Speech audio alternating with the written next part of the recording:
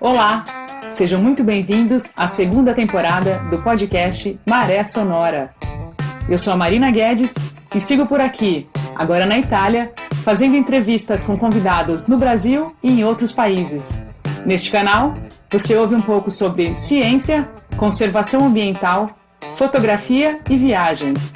E claro, um pouco do universo náutico também. Afinal, como é que eu poderia deixar de lado a experiência de ter vivido por 4 anos em um veleiro? Eu desejo que este podcast lhe traga um respiro sonoro com informação de qualidade, a qualquer hora do seu dia, quando você decidir escutar. No episódio de hoje, eu faço o último resumo da conversa com o inglês Pat Leacock. Há 25 anos, ele atua na Geórgia do Sul, uma ilha situada no extremo sul do globo. Se você ainda não ouviu a primeira parte dessa série, acesse o podcast Maré Sonora para conhecer o projeto do qual o Pat participou e que eliminou por completo os ratos que viviam na Geórgia do Sul. Paraíso de pinguins, focas e diversas aves, a ilha também é mundialmente conhecida por ser o local onde está enterrado o explorador Sir Ernest Henry Shackleton. Aliás, se você ainda não conhece esse navegador e sua espetacular história de sobrevivência, no início do século XX, vale a pena conferir. Mas isso é uma outra história. Vamos então ao resumo da conversa com Pat Leacock sobre a Geórgia do Sul. Outro aspecto muito interessante da sua apresentação para a instituição da Nova Zelândia, numa live que fez em agosto, foi a boa notícia de que as baleias estão voltando aos poucos à Geórgia do Sul, depois de uma trágica história de exploração. Como que é isso, Pat? Sim, isso é algo realmente extraordinário. Havia uma indústria de caça às baleias na Geórgia do Sul que hoje não existe mais. A atividade é proibida e isso faz com que a espécie possa se recuperar e ser preservada novamente, desde os anos 60. Temos visto, em especial, a recuperação da espécie jubarte por lá. Eu trabalho em navios que fazem turismo por lá há mais ou menos 2, 3 anos e agora faz parte das nossas atrações levar os turistas para verem as baleias. É realmente especial. Conversei com colegas que atuam por lá há 10 anos e eles me disseram que isso era raro de acontecer. Realmente é uma excelente notícia o fato de que essa espécie está em recuperação e crescimento. Você mencionou há pouco que leva turistas ao redor da ilha. Como é que é o seu trabalho por lá e o que você está fazendo no momento? Bom, em razão da pandemia, como todo mundo, eu não estou mais trabalhando lá. A expectativa é que as atividades possam voltar no próximo ano. Quando eu estou realmente na Geórgia do Sul, uma das minhas funções é pilotar os botes infláveis que levam os turistas para a terra.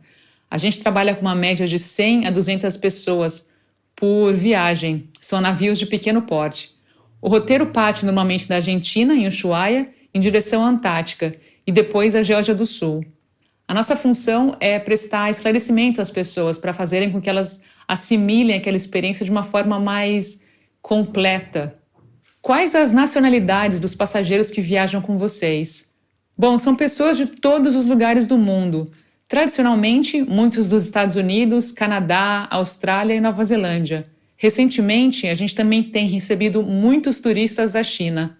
Te preocupa o fato de que o turismo na Antártica tem crescido consideravelmente? Quanto ao número de turistas na Antártica, isso não me preocupa.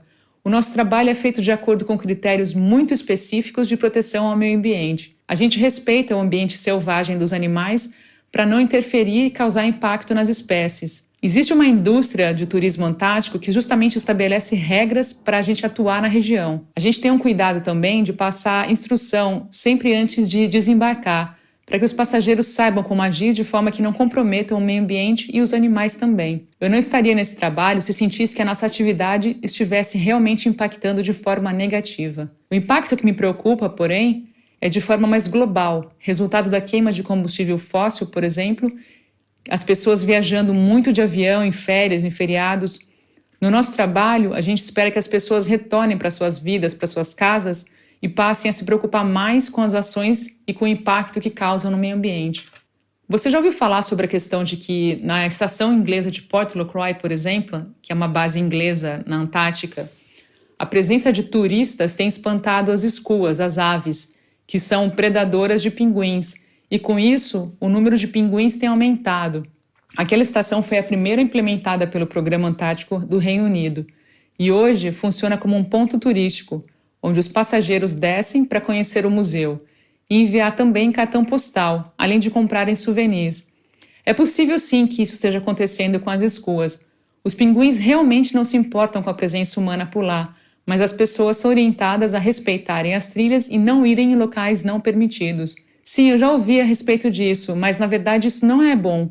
É bom para os pinguins, mas não para as escoas, que são aves e que também são selvagens e precisam ter o seu espaço preservado para continuarem a sobreviver por ali. Pat, eu me lembro na palestra que eu assisti sua, na live da New Zealand Antarctic Society, você mencionou que a sua esposa também atua na Geórgia do Sul. Qual que é o trabalho dela por lá? Sim, a Sarah foi comigo para as Falklands e na primeira semana ela era conhecida como a esposa de um programador de TI, de softwares. Bom, não demorou muito e ela começou um trabalho numa rádio local e em poucas semanas eu passei a ser conhecido como o marido da Sarah, mudou completamente. Quando a gente foi para a Geórgia do Sul, no início, ela me ajudava, mas as demandas foram aumentando e depois ela passou a ter ocupação mais específica, como por exemplo, atualmente ela é responsável pelo museu que existe na Geórgia do Sul.